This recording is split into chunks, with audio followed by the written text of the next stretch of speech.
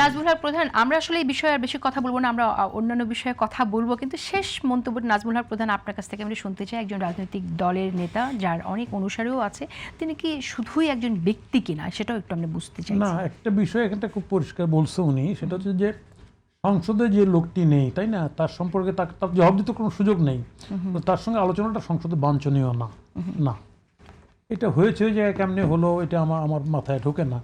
সংসদের কার্যপ্রণালী বিধিতে এটার উপর বলছে এটা 12 মাস। এটা এখন বিষয় হচ্ছে যে বাংলাদেশের আমরা তো যখন করি তখন তো বলে রাখি সবটাই করে ফেলি আর কি, বার রাখি না। এটার ক্ষেত্রে এটা ব্যর্থ হয়েছে।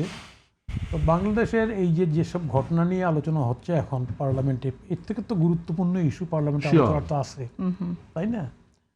আর প্রেসিডেন্টের ভাষণের উপর আলোচনার পার্লামেন্টের নিয়ম আছে, প্রেসিডেন্ট যে বক্তব্য দেবে তার উপর আলোচনা করার ওইটার সংসদীয় রীতিতেই ওইটা অ্যালাউড, কথা বুঝছেন না? পক্ষে বিপক্ষে বলার জন্য বিরোধী দল বিপক্ষে বলবে, সকল পক্ষে বলবে। আমরা যে ডেমোক্রেসি, গোটা বিশ্বের ডেমোক্রেসি এভাবেই ফলো হয়।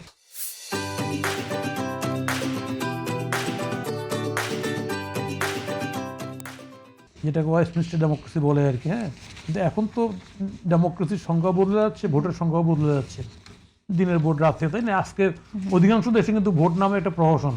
আপনি যদি রাশিয়ার কথা বলেন, ইভেন আপনি যদি চায়নার কথা বলেন, এগুলো তো কিন্তু ভোট এইভাবে হয় না কিন্তু। ওকে, আমি একটু ভিন্ন বিষয়ে কথা বলতে চাইছি। যে প্রসঙ্গে আসলে এই বক্তব্যটা এসেছিল সেটা হচ্ছে যে তারা বিরোধী জোট থেকে সরকার পতনের আন্দোলনের কথা বলা হচ্ছে। আমি বিরোধী দলের নেতা জামাত ইসলামের আমিরের একটি কথা আমি কোট করছি। তিনি বলছেন, মনে হচ্ছে আরেকটি অনিবার্য বিপ্লবের জন্য আমাদের প্রস্তুতি নিতে হবে। আমি নাজমুল হক প্রধান, আপনার মন্তব্য দিয়ে শুরু করি যে কেন বিরোধী জোট থেকে আরেকটি বিপ্লবের জন্য প্রস্তুতির কথা বলা হচ্ছে, এবং আমরা এমনও অনেক নেতার মুখে শুনছি যে 16 দিনের মধ্যে সরকার পতন করে দিতে পারি বা 3 দিনের মধ্যে পতন ঘটাতে পারি। একটা বিষয় আপনাকে বলি, আমাদের দেশে এটা যেটা বললাম আর কি, যেটা হয়, সরকার যখন থাকে না তখন সরকারটা কিন্তু যে দলটা থাকে, দলটা জনগণের সঙ্গে হাঁটে, জনগণের সঙ্গে স্বরের সঙ্গে মিলে তার রাজনীতির কার্যক্রম ঠিক করে, কতটুকু সবল হয় বেসরকারি আরেকটা আলোচনা, কিন্তু বাট এটাই করে। কিন্তু যখনই সরকার হয়ে যায় তখন সরকারটা ক্রমান্বয়ে বিচ্ছিন্ন হওয়া শুরু হয় জনগণ থেকে, কারণ ক্ষমতাটা তার প্রধান হয়ে যায়। এটা বাংলাদেশের ক্ষেত্রে এটা অহরহ ঘটছে, এখনও তার লক্ষণগুলি পরিস্ফুটিত। এখানে সরকারের একটা জিনিস খুব পরিষ্কার মনে রাখা উচিত, পার্লামেন্টে যে দুটি দল আছে, নতুন এনসিপি আর একটা জামাতে ইসলাম, দুটাই কিন্তু একই দল, দুটাই একই দল।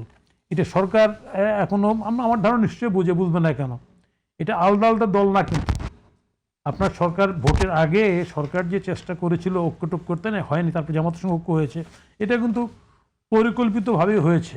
এবং সেই ক্ষেত্রে তার ধারণা ছিল ক্ষমতাটা তারা পেয়ে যাবে, জনগণের রায়টা পেয়ে যাবে, পায় নাই। যার কারণে কিন্তু এই কথাগুলি চলে আসছে, ওরা ভোটে জিতছিল, ভিতরে ক্যাম্পিংটা হচ্ছে, ওরা জিতে গেছিলো, ক্ষমতায় গেছিলো, চক্রান্ত করে ওদের ক্ষমতা নামানো হয়েছে। ফলে এই গভর্নমেন্টটা চক্রান্ত করেই যে কথাগুলি আসতেছে, তাই না, অন্য কোনো শক্তির তাদেরকে সহায়তা করার কারণে ক্ষমতায় আসছে, এসব কিন্তু হয়ে গেছে আলোচনা। ফলে ন্যাচারালি এখানটায় যেহেতু সরকার যদি আমি আবার ওই কথা পুরনো পথে হাঁটতে না, তাহলে খুব দ্রুত ওই জায়গাটা তারা ফেয়ার আপ করবে এবং রাজনীতি আন্দোলন মাঠে নামবে। এবং আমার ধারণা আমি যতটুকু প্রস্তুতি বুঝতেছি, বিরোধী দল জামাত ইসলাম এবং এই এনসিপির কথাবার্তার ধরন, হ্যাঁ, তাতে বেশি সময় ওনারা নেবেন না, আমার ধারণা। আমার ধারণা এই বর্ষটা গেলেই সামনের আগস্ট সেপ্টেম্বরে দেখবেন আপনি, সেপ্টেম্বর অক্টোবর দেখবেন মাঠে আসলেই নামবে।